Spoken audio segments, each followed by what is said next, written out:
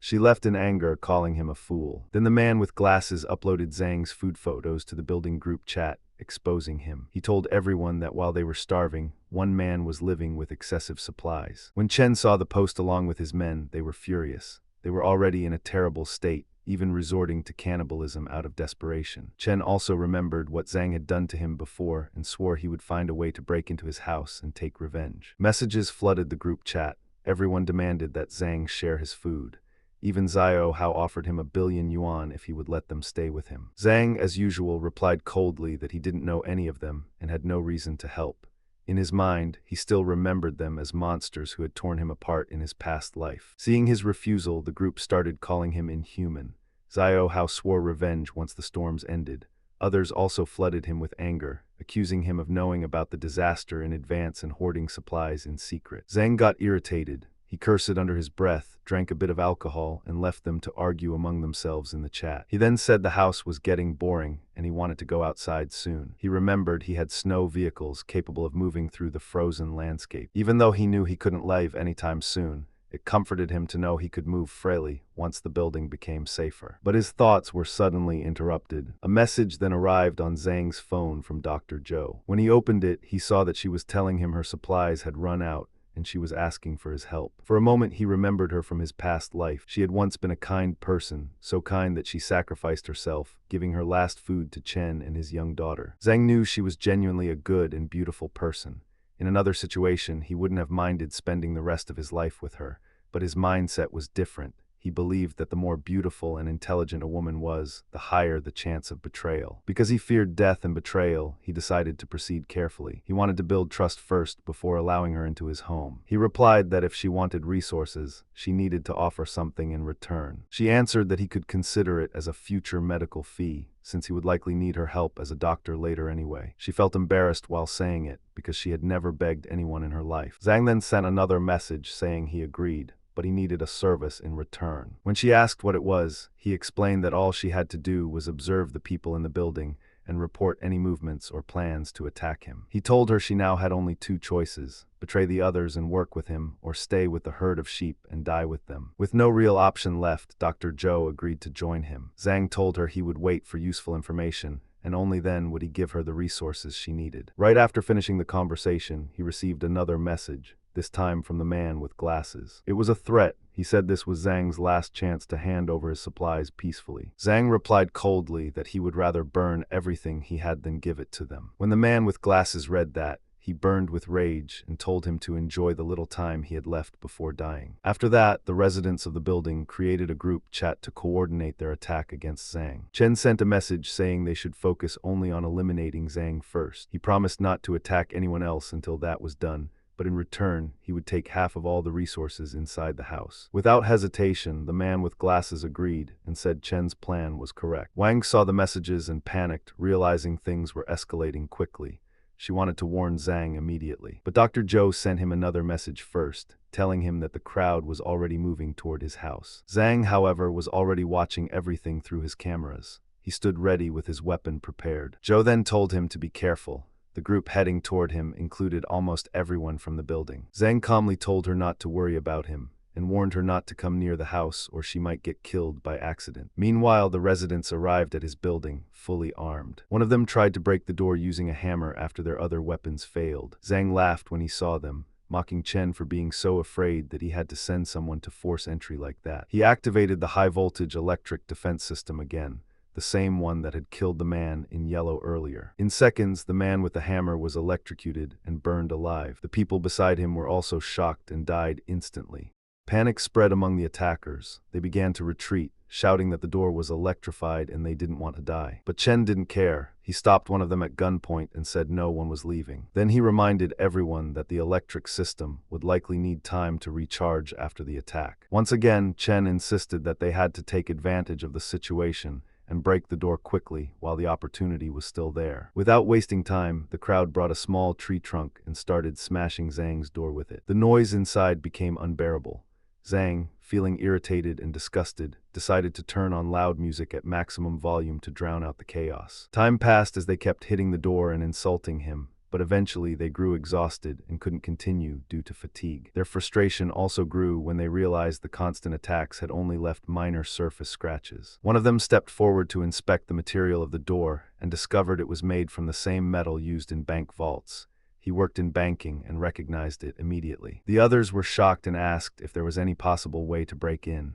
The worker told them bluntly that this door couldn't be destroyed, even with explosives. The only way to open it was with the key. At that moment, Zhang reached the narrow firing slot at the door. He had grown bored from waiting and without hesitation, shot the talkative worker in the throat, silencing him instantly. When the crowd saw what happened, panic spread. They realized he had more weapons and they began running in terror, pushing each other in chaos. Zhang enjoyed it. He calmly picked them off one by one with his arrows. Even though he eliminated many of the intruders in a short time, he deliberately left the man with glasses alive. The man kept insulting him, but Zhang refused to kill him quickly.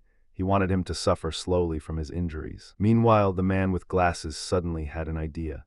He suggested they try breaking through the walls instead of the door. Without hesitation, the remaining survivors started attacking the walls with hammers. After several strikes, cracks began to appear and they almost celebrated. But suddenly one of them struck harder and immediately recoiled in pain. It felt like he had hit solid steel and his hand was nearly broken. When the man with glasses checked carefully, he discovered something terrifying.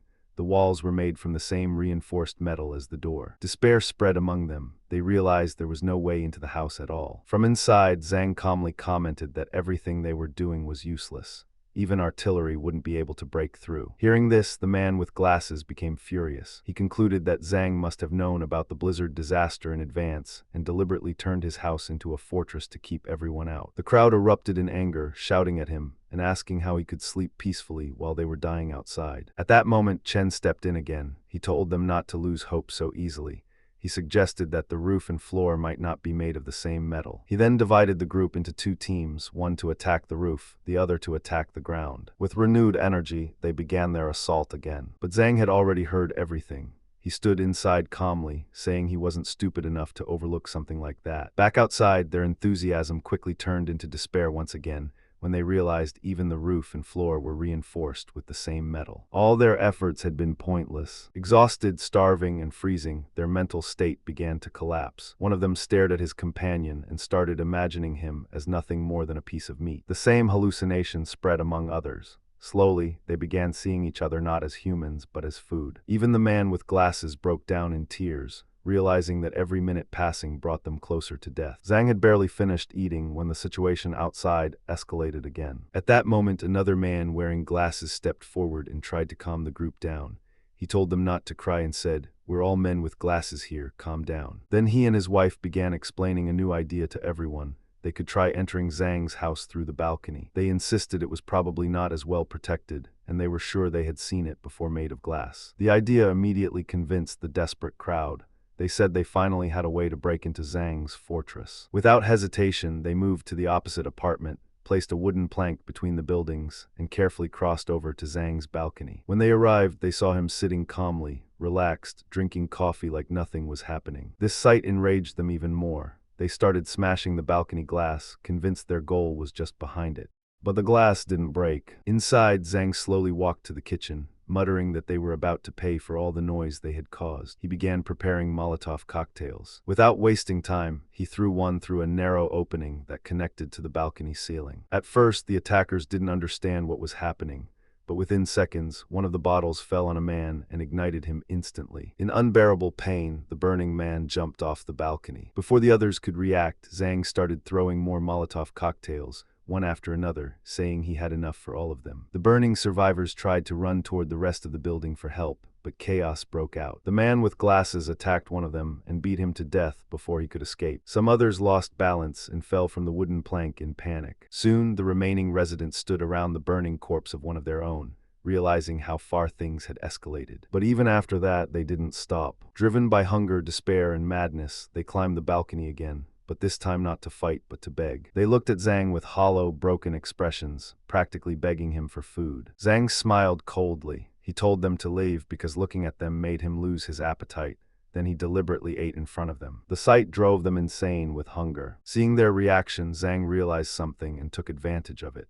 He told them he had a deal, Whoever brought him Chen's head would get enough instant noodles for a whole week. Without hesitation, the group instantly agreed and began turning on each other in desperation. Chen, confused, couldn't understand what was happening, but when he checked his phone, he found Zhang had already sent a message offering food to anyone who killed him. Realizing the situation had turned against him, Chen panicked and ran away with his men, planning another way to attack Zhang later. Meanwhile, on the balcony, two of the men, Abu Lebni and Abu Azrak, were arguing. Abu Lebni asked if he really planned to kill Chen. Abu Azrak replied that they were going to die of hunger anyway, so they might as well die trying. At that moment, Chen appeared, yelling at his followers to move quickly or they would end up eating human flesh, or even snow. In the same instant, Abu Azrak saw his chance. He and his partner suddenly rushed toward Chen in an attempt to take him down. But Chen's men immediately noticed them and warned him just in time. They tried to jump him right then and there, but within seconds, Chen flipped behind them and took both of them out just to show them how much of a badass he is. After that, he ordered his guys to take the bodies to the storage room to eat them later. Meanwhile, one of Chen's guys came over and told him that his back was absolutely torn to shreds. Sure enough, Chen noticed that the pain was unreal, which seemed to happen right after his adrenaline rush wore off. Obviously, Chen called Dr. Zhou, telling her he needed surgery immediately. She went right over and took care of it, but she made it clear that there would be a price to pay for her treating him. Chen replied that all the food they had was human flesh and that he was willing to give her as much as she wanted. Naturally, Zhou changed her mind and said she didn't want any. Chen understood but told her she needed to stay and take care of him until he healed. He added that if she joined his crew, she'd be the absolute last person he'd kill. Zhou pushed his hand away and rejected his twisted offer. But when she tried to leave, she was caught off guard by Chen's men blocking the exit. Chen stepped in, clarifying that he wouldn't hurt her, but she wasn't leaving until he got better. Later, Chen sat down with his guys to talk about Zhang's place, realizing they couldn't break through no matter what they tried. Because of this, Chen doubled down on his initial plan, telling them they had to keep the place under 24/7 surveillance since the only way to take Zhang down is when he steps outside to do something. Zhou was sitting there listening to the whole thing and realized this might be useful information for Zhang.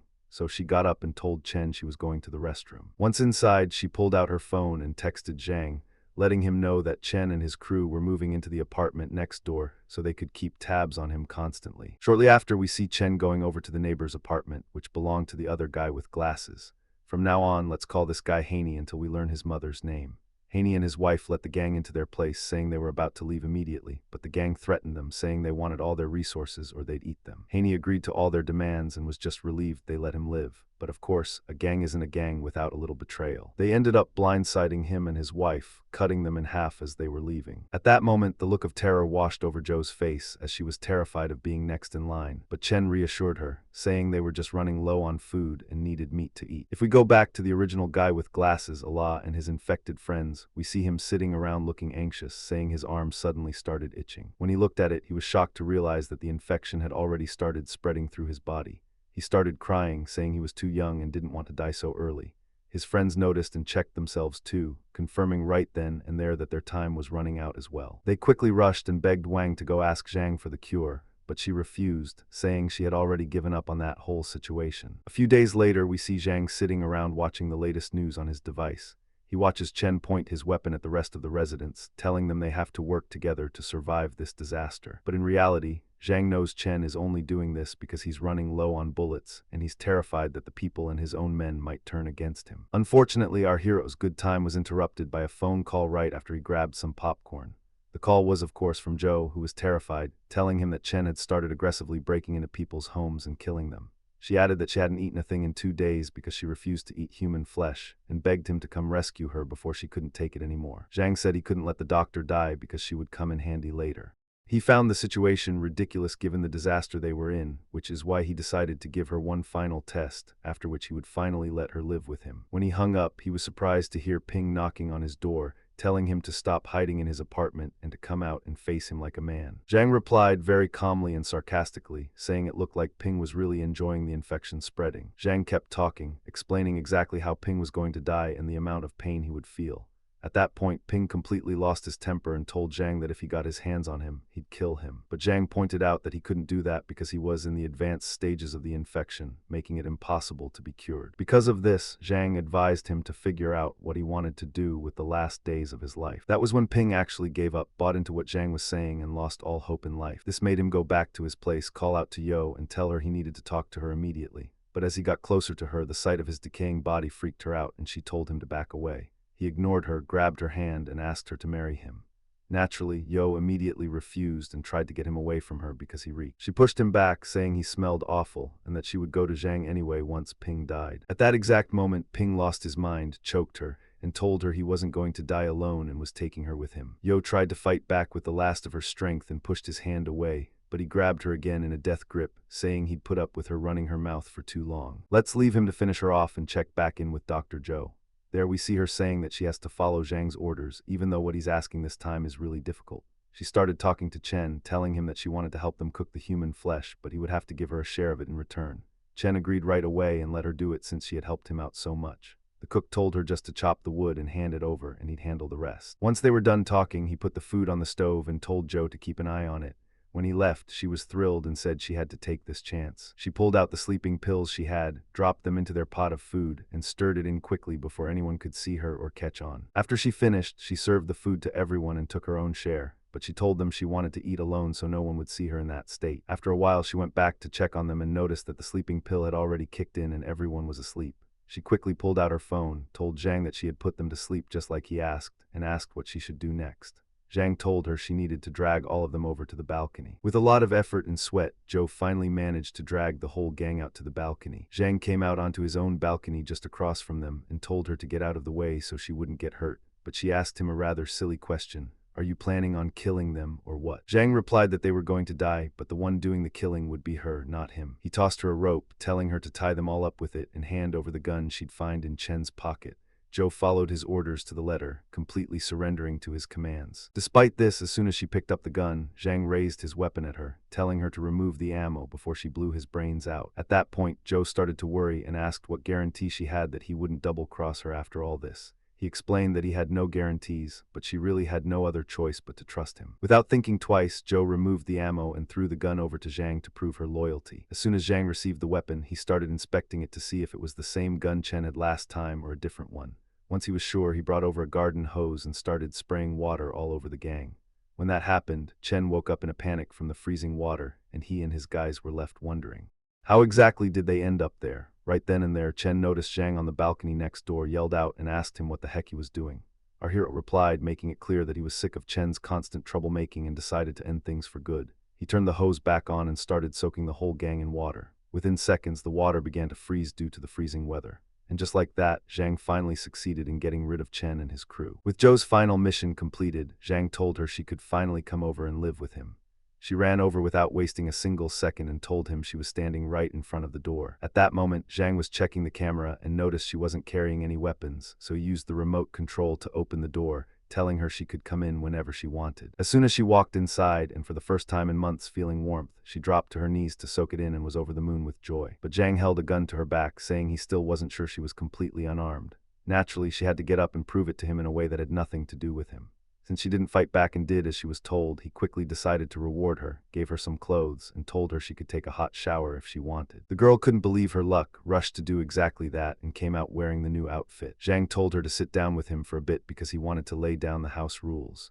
He started explaining that any order he gave her from now on was non-negotiable, and that if he even felt like she was going to betray him at any point, he would eliminate her without a second thought. The first rule was that she wasn't allowed to leave her room except at specific times he would set, and he made it clear that all the doors were made of the same metal as the front door, and that every corner of the apartment had cameras. Zhou replied that she had absolutely no objections to any of this.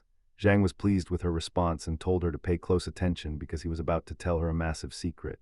He explained that the meteor crash caused massive amounts of gamma radiation to enter the Earth's surface. As a result, not only did the world freeze, but some people like him gained superpowers. He added that his superpower is based on a vast, endless storage space. Then he got to the most important part, which included a serious warning for her. The amount of resources he has inside this dimension is about 1,000 times more than what's visible in the apartment. However, the moment he dies, everything goes with him and she would starve to death.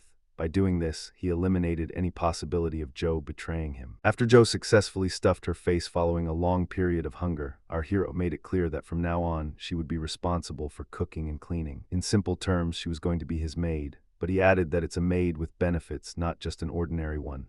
Hey, gotta stay safe so we don't all go down, right? Anyway, after they finished eating together and had some ginger tea, they started digging into more food to make up for all the energy they spent. When they were done, they put on their outdoor gear, and Zhang told her to get ready because they had a lot of work to do today. When she asked what they were going to do on the balcony in this kind of weather, he replied that they were going to smash the gang's frozen statues. Joe was surprised and said it wasn't necessary since they were already dead. Zhang replied with a sly smirk that they had to make an example out of the gang for everyone else, so no one would dare pull the same stunt in the future. He also made it clear that she would be the one smashing the statues. Naturally, Joe didn't object and crossed over to the other balcony on the wooden plank. When she got there, she started smashing them to pieces without a second thought. Zhang even started filming her, and she looked like she was actually enjoying it. Zhang told her that he was going to send this video to the building's group chat to boost their reputation and dominance in front of all the residents, and right after that, he sent the video in the group chat so everyone could see it. People were over the moon when they found out the tyrant Chen was dead, but Zhang didn't wait around. Right after that, he sent them a message stating that the apartment building was under his control from now on. While everyone was hyping him up and begging him for food, he was surprised to receive a phone call from Yo. He thought she was dead, but when he answered, she asked him if he was hanging out with Joe right now. Before he could even answer, she hit him with another question, explaining that the 3 guys were already dead and that she wanted to come and live in his apartment. Zhang replied, saying he was surprised she was still alive. Obviously, Yo was totally delusional and started spinning everything her own way, which made her say that he must have replaced her with Joe just because he thought she was dead, and that she was sure he would never cheat on her if he knew she was still alive. While she was going on with this romantic, poetic speech, Kai and Injayu were standing right behind her, about to choke her. Sure enough, our hero started hearing sounds of a fight and scuffles coming from Yo's side, with her friends telling her she wasn't going anywhere and that she had to die with them. At that point, Zhang decided to mess with her head even more and sent her a picture of himself with Joe. Within seconds, the photo went through right in the middle of her brawl with her friends. When she looked at the message, she freaked out because he had captioned the picture saying that she was too late and that he was already in love with Joe. Yo completely lost her mind and yelled that Joe was just using him to get him killed, and that he needed to give her a chance to show him how much she loved his money. I mean, how much she loved him. But Zhang decided to drop the hammer and finish her off with a brutal truth bomb. He told her not to call him again, because after meeting someone like Joe, he could never look at someone beneath her level. Yo broke down, saying she couldn't believe his words. After all, how could he just dump her like a stray dog after chasing her for 2 full years while she ignored him? While she was screaming and wailing on the floor, her friends were just standing there, gloating and telling her that she was going to die with them anyway. On the other end of the line, Zhang ended the call, feeling completely satisfied now that he had gotten his revenge on Yo. Once that was done, he found Joe talking to him, saying she had made lunch, but due to his severe trust issues, he told her to eat from it first right in front of him. While he was waiting for her to eat, he noticed the messages from Lin in the group chat, who was apparently still alive. She was the head of the neighborhood committee, and she was going around telling everyone to hand over all their resources. Zhang was confused when he saw this and wondered how Lin was still alive, considering she was the first person Chen took resources from. Joe stepped in and explained that she had given Lin some resources a while ago because she felt sorry for her. Zhang told her that no matter what resources she gave her, it definitely wouldn't have kept her alive all this time, which is why he couldn't figure out who was helping her right now. Joe then remembered something important and reminded Zhang that Lin's grandson died 10 days ago, and that she was probably feeding on him right now. After Zhang's curiosity was finally satisfied, we see someone throwing themselves off a balcony in the adjacent building. It looks like the people there are losing their minds and acting like they're on a playground slide. While Joe was telling him she hoped this storm would end as soon as possible, Zhang is surprised by a phone call from Uncle Lao. When our hero answered, he sounded like he wanted to ask for a favor but was too embarrassed to say it. This prompted Zhang to tell him to ask for whatever he wanted and not to hold back, assuring him that he'd help out as much as he could. Zhang thought to himself that Uncle Lao wasn't just a stand-up guy, but also a former army officer, and that he could definitely make great use of his strength in the future. After that, Uncle Lao started explaining his situation, saying that Chi's daughter had a fever and they needed some medicine because it could get worse. Zhang was surprised, thinking to himself that he had no idea Uncle Lao was still in the game, because there was no reason. The second reason that made him accept taking anything from him, my friend. Despite this, he decided not to pry or ask him about the Chi situation, and just told him to come pick up the medicine whenever he wanted. Uncle Lao replied that he had already done him 2 favors, and that he would definitely return these good deeds in the future. For those who don't remember the first time, it was when Zhang warned him about the cold weather, and told him to stockpile as many resources as he could. After hanging up with him, Joe started asking him if his relationship with the old man was good or what. Zhang replied that he was an alright guy and all, but that he wasn't helping him out of the goodness of his heart. The real reason was that Lao would be very useful to him in the future. A short while into their conversation, our hero heard Uncle Lao arrive and knock on his door. But when he looked at the tablet, he was surprised because Chi had come with him. Since he suspected that the scheming woman was there to ask for more than just medicine, he just dropped the medicine through the small opening to Uncle Lao. Although Lao was incredibly grateful and thanked him for his help, the manipulative woman who was with him began to play the victim. She begged Zhang to take her daughter in and added that she wanted him to do this because she knew he had a heater, which would help her daughter recover much faster.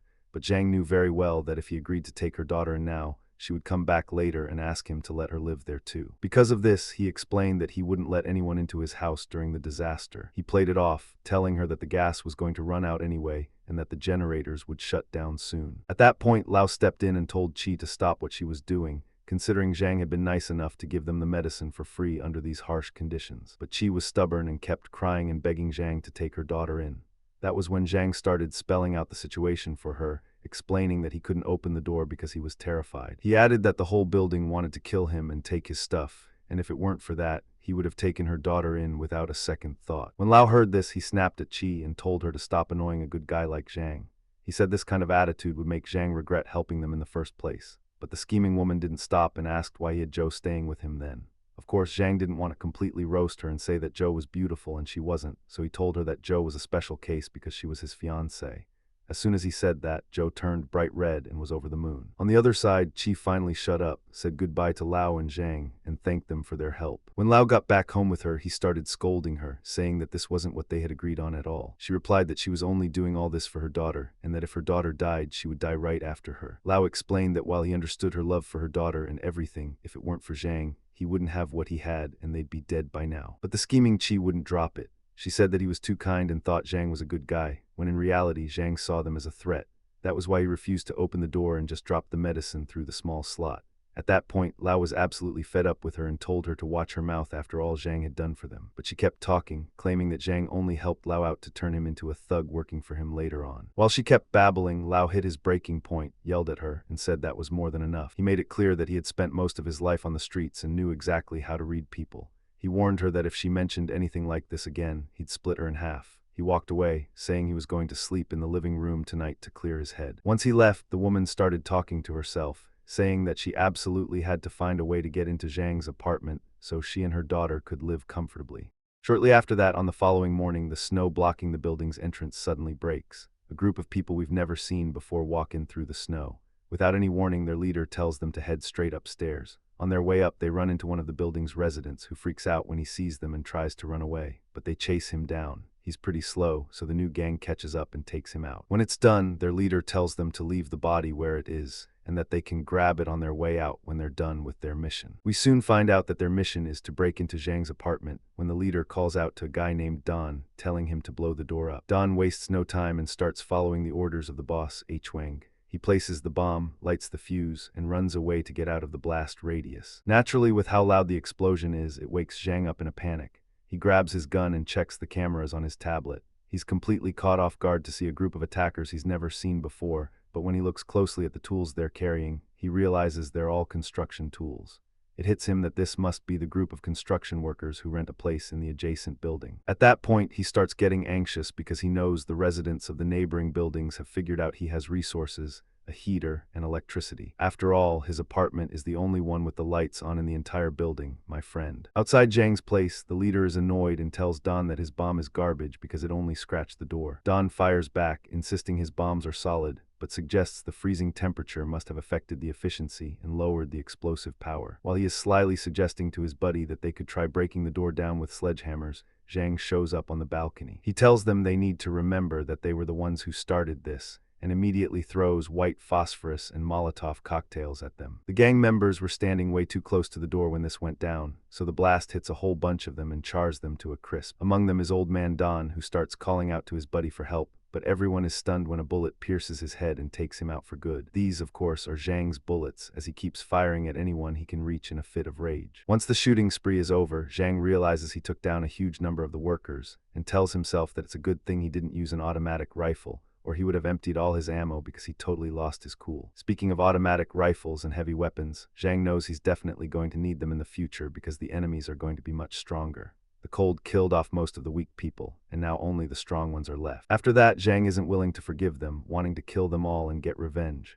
He walks into the room to grab his phone, but is surprised to find our shady doctor, Joe, hiding in fear from the thieves. When she sees him, she quickly gets up so she doesn't lose her image in front of him, and tells him she was just hiding because she thought it was an earthquake. Zhang replies that they live on the 24th floor, and if an earthquake had been that strong, she would have been dead anyway. When he tells her what actually went down, she's completely shocked and asks why he thinks this gang is more dangerous than Chen.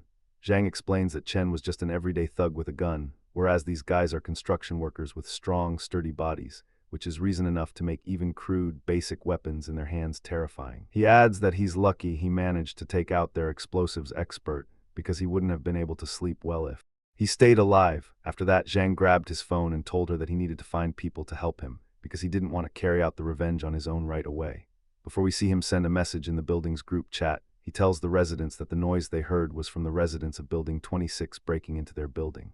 He adds that they had already killed one of the 10th floor residents on their way up, but that he managed to take out a huge number of them. Naturally, the people in the building started hyping him up and thanking him for what he did, but Zhang replied that he had run out of ammo and that from now on, everyone had to fend for themselves. Right after he finished typing that message, he was surprised by a phone call from Uncle Lao, who wanted to check on him. Lao asked if he needed any help, adding that he knew these guys because he used to sit and drink with them at the local bar for hours, and that their leader's name was H. Wang. Zhang replied, making it clear that he wasn't planning on taking his revenge on them right away. However, since Lao was basically their friend and hung out with them, Zhang wanted him to provide all the details and info he knew about them.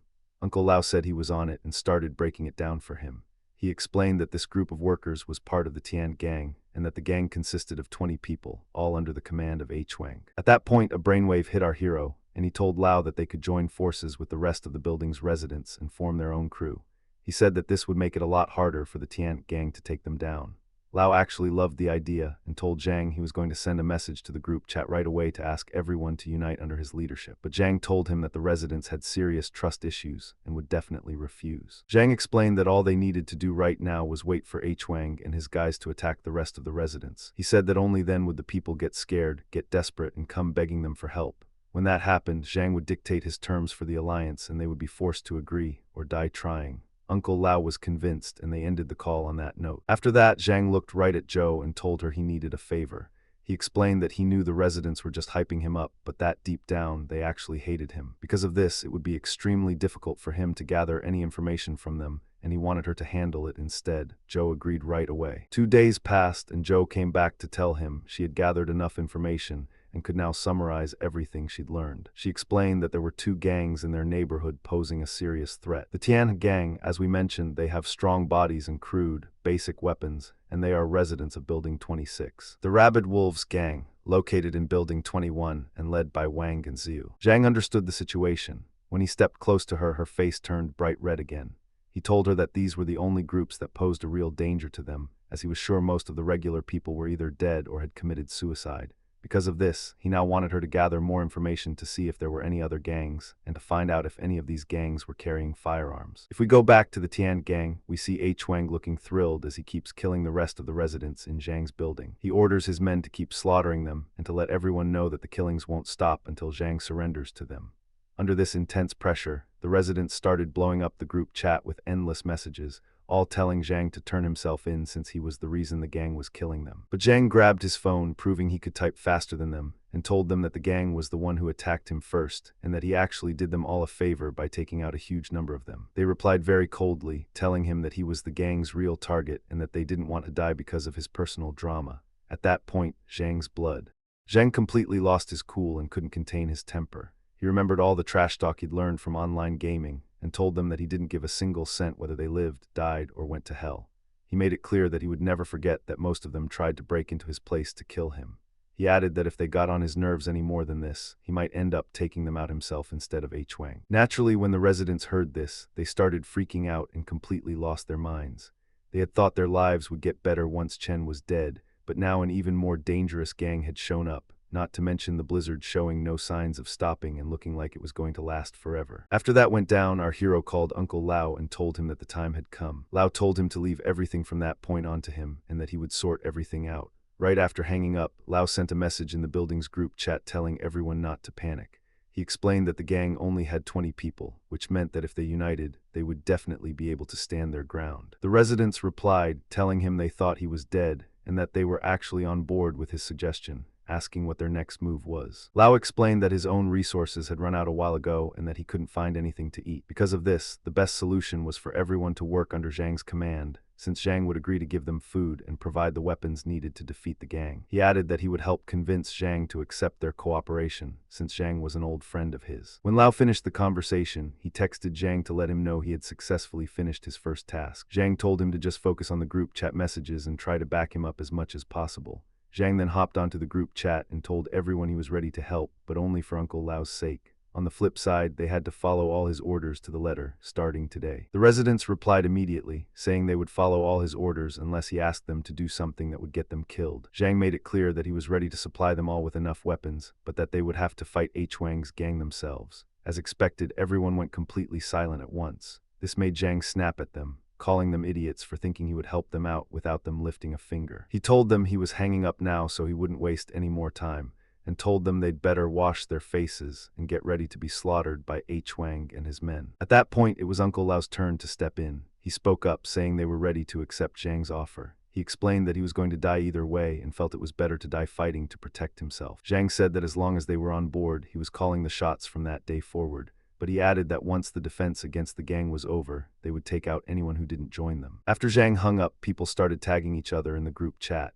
Even the ones who were scared changed their minds because they were afraid Zhang would actually come and wipe them out later. When our hero saw that everyone was getting hyped about his leadership, he told them that everyone who joined him would live a good life and that he would personally go out to get them resources. At the same time, he was thinking to himself that he really needed to go out anyway to get firearms or other weapons for the rest of the residents.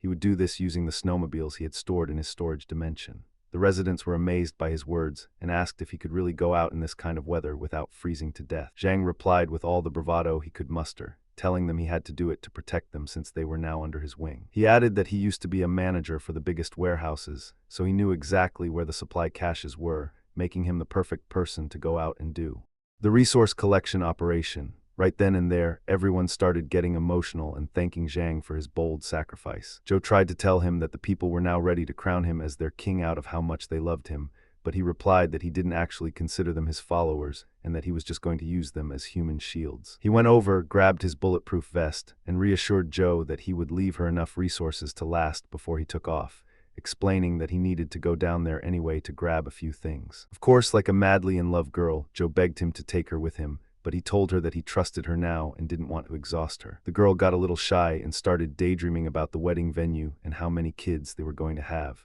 But Zhang played her and took most of the resources with him as he left. Because the snow had piled up so high, reaching all the way to the 4th floor, Zhang decided to open a window on that floor and use it to climb out into the streets. Once he was outside and realized walking on the snow would be tough, he decided to bust out his snowmobile. Before he took off, he made sure no one was watching. But the second he finally pulled it out of his storage dimension and took off, we see the shadow of someone watching from the window of one of the nearby buildings. Meanwhile, Zhang was on his way, thoroughly enjoying the ride, noting that it was the first time he'd been out in the streets without all the traffic and nonsense. Within moments, he finally arrived at the Tian City Police Station. He shattered the glass of one of the windows and climbed right in without hesitation. Once inside, he saw a large, frozen group of police officers and said he was sure these were the heroes who had been working the night shift. He pulled a blanket out of his storage and covered them up because he respected guys like them. Then he noticed the keys sitting next to one of the officers and was thrilled. That had to be the keys to the armory he was looking for. Wasting no time, he headed straight for it and found all the weapons he'd been dreaming of. He grabbed a sniper rifle, imagined he was playing PUBG, and said his aiming had gotten a lot sharper lately, especially since when he was firing at Wang's men, he managed to hit every one of them. He immediately started stuffing the weapons into his storage space, saying that this way he'd be able to build the strongest gang in the universe. Once he was done with the weapons, he started thinking about food. It seemed he didn't want to give anyone the stuff he'd spent all his money on. Knowing that the malls closest to the city center had probably been completely looted, he decided to head out to the more remote malls in hopes of finding some supplies. When he finally arrived at a large supermarket inside one of the malls, he noticed that all the food was in terrible shape. He said he wouldn't eat it even if you paid him, but he still threw it all into his bags anyway since it wasn't for him. After that, he hit the road and headed back to his building, which is Building 25. Meanwhile, Wang and one of his guys are watching him after returning to Building 26, saying they need to catch Zhang and take that electric snowmobile of his. Not to mention that a large number of the residents had seen the snowmobile, which is why Zhang knew he'd have more enemies to deal with from now on. When he climbed back in through the window, Uncle Lao was right there waiting for him, drum ready, and told Zhang he couldn't believe he was such a badass and managed to get that much food all at once. Zhang replied that he was badder than a badass and that his power came from beyond space and time. He added that he had checked a lot of stores, but that this was all the food he could find. He then started talking to the crowd that had gathered, telling them he'd worked his butt off to get them all these resources, which got the residents cheering for him and chanting, "Hero," under Uncle Lao's lead. Zhang seized the moment and explained to everyone that the food would be distributed equally. However, anyone who wanted to eat had to take up weapons and defend the building against the enemies. Even before he could finish his sentence, 10 guys from H. Wang's gang showed up, shouting and demanding that he hand over the food. But Zhang decided to test the residents' loyalty. He ordered them to take the gang out, promising that anyone who managed to kill one of these guys would get enough food to feed 5 people. Naturally, when the residents realized how small the gang's numbers were compared to them, they grabbed their bats and crude weapons and charged at them, all shouting and hungry for food. The sheer size difference in the numbers against them freaked the gang members out. That was when Uncle Lao yelled at the crowd, telling them to use their numbers to their advantage in the fight. Within seconds of the battle starting, which was a total blowout, the gang members were dropping like flies right in front of everyone. Seeing this, the remaining gang members panicked and bolted to avoid getting killed. Once they were gone, the residents were over the moon because they had managed to protect their homes, take out 2 gang members, and earn some food from Zhang. Zhang started hyping them up for their courage and the effort they put in. He told them they needed to learn an important lesson today. Their strength would always be in their unity. He then pointed to the 2 guys he saw taking down the gang members and told them to step up to get their reward. The 2 guys were moved and promised that from now on, they would follow his orders no matter what. On the flip side, this scene turned out to be the ultimate motivation for the rest of the residents. People started saying that if they had just moved a little faster, all that food would have been theirs. When our hero saw that look in their eyes, he knew it was exactly the feeling he wanted them to have. After that, he started calling people up to distribute the food he had brought. He was giving each person their share based on the effort they had put in, thinking to himself that this would drill the idea into their heads: work more, eat more. That was until it was the turn of Shaw, who looked like he was about to drop dead from hunger. Zhang gave him a look of pure disgust and tossed him a single piece of toffee on the floor, not even able to stand looking at his face. Shaw wanted to argue, saying he couldn't survive on just that, but Zhang told him not to raise his voice at him after what he'd pulled. Zhang had seen him hiding behind the crowd during the last fight, not doing a single thing. The rest of the residents chimed in, making fun of him and saying that he hadn't even laid a finger on the gang members and that even the piece of toffee was too generous for him. Shaw got mad and argued back, pointing out that the gang members who showed up were fewer than 10 people while the residents heavily outnumbered them, and that he didn't even get a chance to jump in. Zhang replied very coldly, "Not my problem, buddy." At that point, Shaw hit his breaking point, stood up, and accused Zhang of targeting him personally. Zhang signaled to his guys, letting them know that someone wasn't happy with his distribution system. Under Zhang's orders, his men grabbed and pinned Shaw down. Zhang spoke to the crowd, making it clear that anyone who defied his orders from now on would end up just like Shaw. Sure enough, his guys immediately started stomping and kicking the guy around in the hallway until Zhang told them to back off, figuring Shaw had learned his lesson.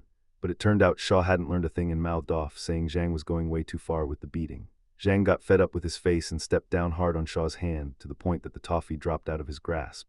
Zhang dropped the truth bomb on him. That stunt just cost him his toffee, and he wouldn't be getting anything at all. Zhang turned back to the rest of the group and made it clear that there was no room for dead weight in his crew, and that everyone had to earn their keep. He told everyone that the food distribution for the day was over, but Zhang then heard voices from the crowd calling out to him by name. It was none other than the 2 toxic people who just wouldn't die. They started begging him for food, saying he forgot their share.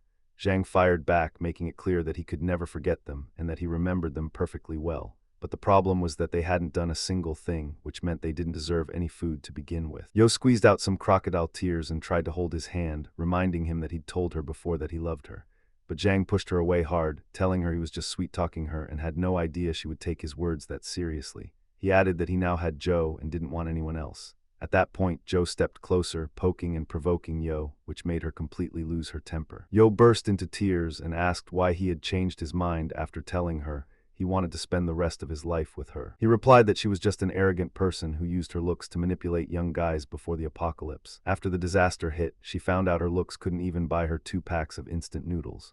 Shaw chimed in, saying Zhang was 100% right, and that Yo used to try and trap him in a relationship because he was rich, but he was way too smart to be played. The rest of the residents started chiming in too, saying they had no idea there was such a toxic person in the building, especially since a lot of them used to have a crush on her. All this happened while Yo was screaming at everyone to shut up. When she ran off crying because she couldn't stand the laughter, Our hero decided to give Sha Yo's share of the food since he had taken his side earlier. He then turned to the crowd and told them to pay close attention because they needed to discuss how to fortify the building.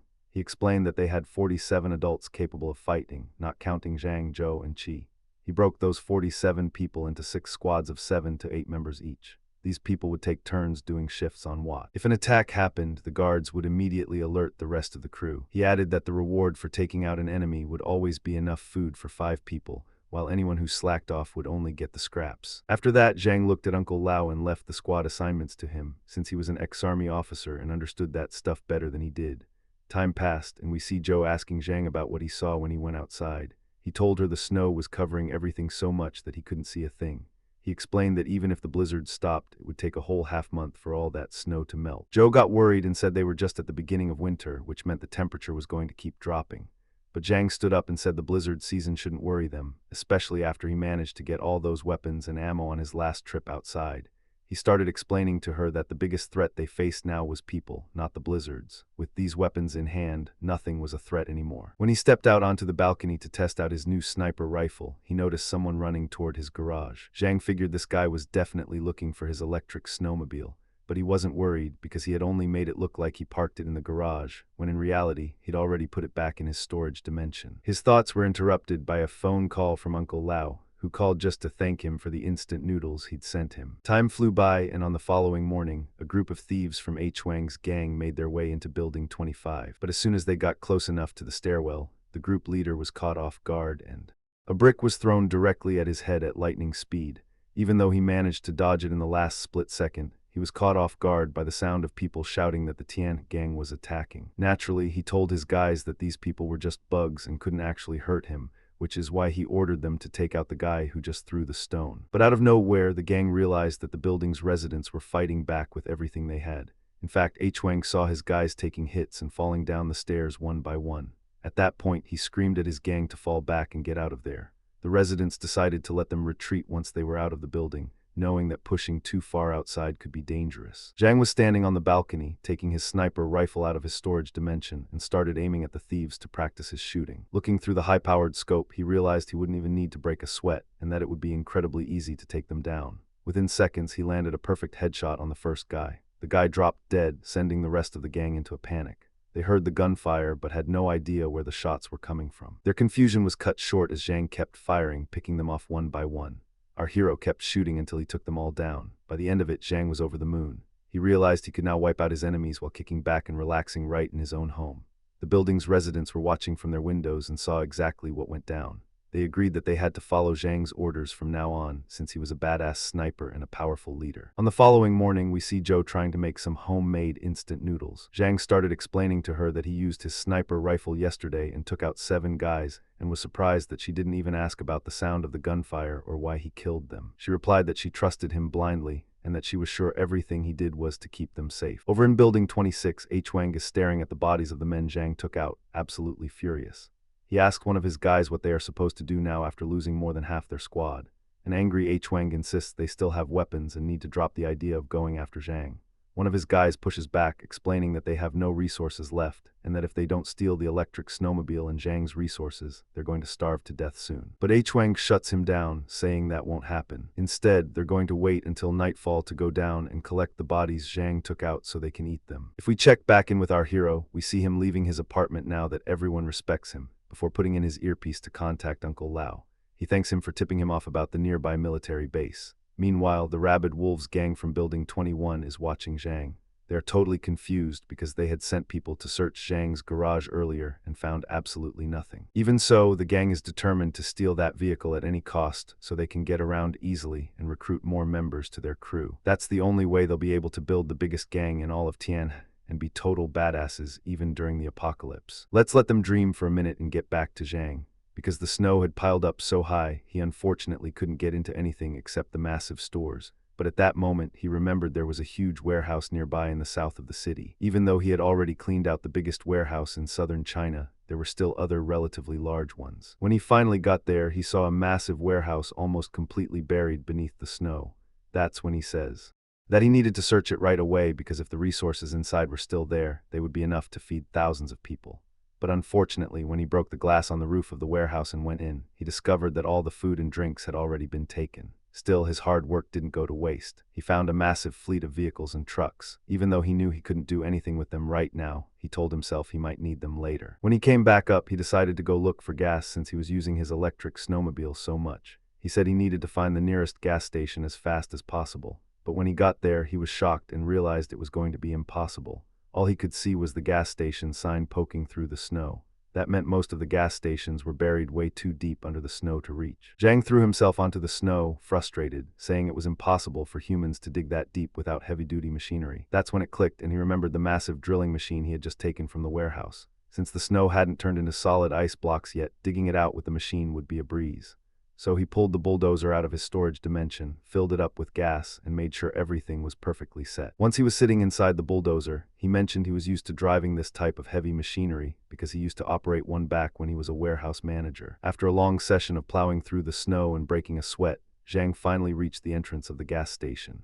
He went right inside and headed straight to the storage room to grab everything he could find. He found 3 large cans of gasoline and 1 of diesel, and said he definitely wouldn't be needing gas again for a very long time. Then a crazy, brilliant idea hit him while he was putting the gas in storage. He realized he could reach all the resources that had been buried under the snow using this exact same method. That meant all these resources basically belonged to him, since no one else in the world could reach them anyway. Since he was completely exhausted and it was already nighttime, Zhang decided to catch some sleep right there inside the gas station before heading to the military base. Back at Building 25, we see Dr. Zhou examining a sick child with a fever. Unfortunately, she can't do anything to help because Zhang only left her food and took all the medical supplies with him. But out of nowhere, Uncle Lao stepped in and told Zhou that he still had some leftover medicine she could use. He reassured the boy's mother that Zhang the badass would be back soon and everything would get better in a heartbeat. Sure enough, the child started feeling better shortly after, which made the mother thank Lao and Zhou for their help. Zhou chimed in, making it clear that she should actually thank Zhang, as even the medicine Lao had was originally taken from him. But right as our heroes started walking away, they heard footsteps running up the stairs.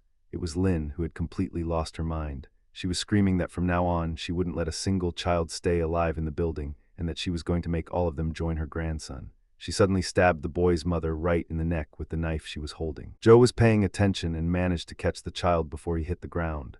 But with the mother dead, Lin threatened Zhou, saying she was going to make her join the mother if she didn't hand over the kid. Zhou fired back, telling her that the boy was the same age as her grandson and that she should be ashamed of herself. But Lin made it clear that her actual goal was to kill every single child who was the age of her grandson. Zhou started running, knowing Lin had completely lost it. But because Zhou was moving slowly while carrying the kid, Lin caught up, grabbed her by the leg, and dragged her down so that Zhou fell onto the stairs with the child. At that point, Lin decided she was going to kill Zhou too, along with the baby, because she let her grandson died just split seconds before the knife could reach Zhou and pierce her. Uncle Lao stepped in and pushed Lin away, blocking the attack with his own arm. Zhou was completely freaked out and asked him if his arm was hurt, but he replied that it was just a scratch and asked if she and the baby were okay. But before she could answer, Lin interrupted and started shouting, cussing out Lao and calling him a coward who was only acting tough now, after being terrified of Chen and Zhang's crew earlier. The sheer noise and commotion drew the rest of the building's residents out to see what was going on. Lao started getting mad at her, reminding her that the badass Zhang had taken out Chen, and that if Chen were still alive, he would have eaten her too. At that point, Zhou had reached her breaking point and had to step in. She told Lin that everyone knew full well that her grandson had died because of her. Even though Zhou had sent her the medicine she needed to treat the boy, she had actually killed him herself and fed on him out of severe hunger, leaving the mother to walk away in disbelief. 2 of the residents who had been listening to Zhou's words started calling Lin a liar, saying she had convinced everyone before that her grandson died because of Zhang. Because of this, they figured she had lived long enough. Besides, the cold was unbearable and they hadn't been warm in a very long time, so they decided to set her on fire and use her as a makeshift heater, since her larger frame would keep them warm for a long time. If we check back in with Zhang, we see him finally arriving in front of the military base. He started the bulldozer to clear a path so he could get inside.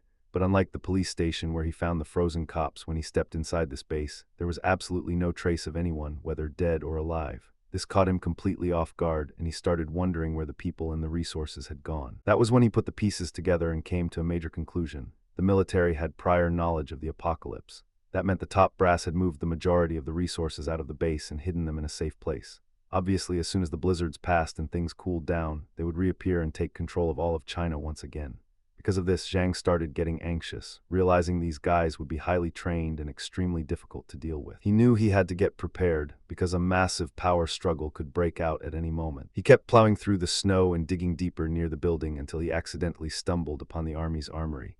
He found a massive stash of weapons, though he noticed an even larger amount had been taken. Of course, that didn't matter to him. He was over the moon anyway. The weapons he found were more than enough to build a powerful army under his own command. After that, he hopped on his electric snowmobile to head home. On the way, he told himself that whenever he needed more weapons, all he had to do was track down another military base. When he returned to his building, the residents were waiting for him and were extremely annoyed that he'd come back empty-handed and without any resources. They even started cussing him out, saying they were starving and that he'd been gone for 2 days only to come back looking like a fool. Zhang replied very coldly, "Let me know when you're done cussing me out." He added that they shouldn't forget he was doing all this for them and that they were the ones who asked for his help in the first place. Wrapping up his response, he told them he was done helping them and that from now on, everyone was responsible for finding their own resources. One of the residents quickly stepped in, telling Zhang that they didn't mean to upset him, and that the freezing weather was just getting to them and making them lose their cool. He explained that they really appreciated his hard work and knew he needed to rest after a trip like that.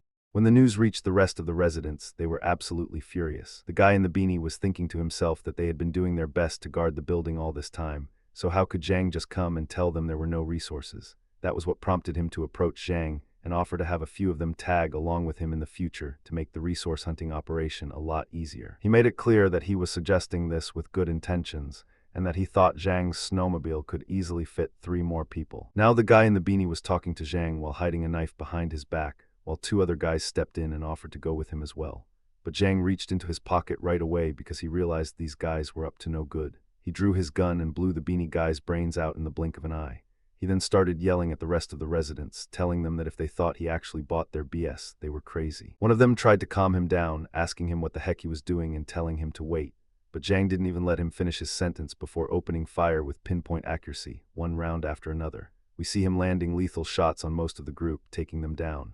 Even though a few of them managed to escape through the window, Zhang had already sent a clear message to everyone. Shortly after, the madly in love girl came over to check on our hero. But he told her he was fine, just got a scratch, and that nothing had happened. He walked off, saying out loud that he was too nice for his own good because he decided to spare the rest of the residents after they'd treated him so poorly. But it seemed like Chi didn't like what he was saying, thinking to herself that everyone knew full well he only took those guys out to make an example of them. On the other end, Zhang was busy thinking about what to do in the future, knowing he couldn't rely on the building's weak little wannabe tough guys. When Zhang got back to his place, he started asking Zhou about the latest developments in the building while he was away. She replied that Lin had lost it over the death of her grandson.